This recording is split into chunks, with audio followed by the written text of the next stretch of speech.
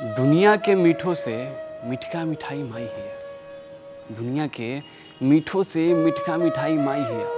सारा दुख दर्द के बस एके दवाई माई हिया। यदि बाबूजी धूप हवे तो छाव माई हिया। यदि बाबूजी धूप हवे तो छाव माई हिया।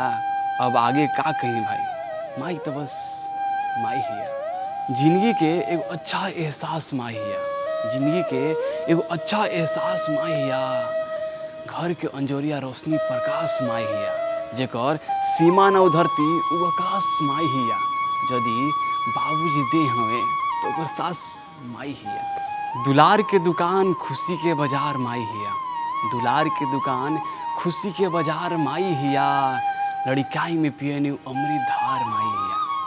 घर आंगन द्वार के रूप सिंगार माई हिया। घर आंगन द्वार के रूप सिंगार माई हिया। यदि बाबूजी देव तो देवी माई हिया। भोरही नींद से जगावे उ चाय माई हिया। कोरा में खिलावे जस छोटकी नाय माई हिया। आ यदि रोई तो चुप करावे के उपाय माई हिया। यदि बाबूजी मार खा तो सीधा गाय माई हिया। अब आगे का कही भाई, माई तो बस माई हिया।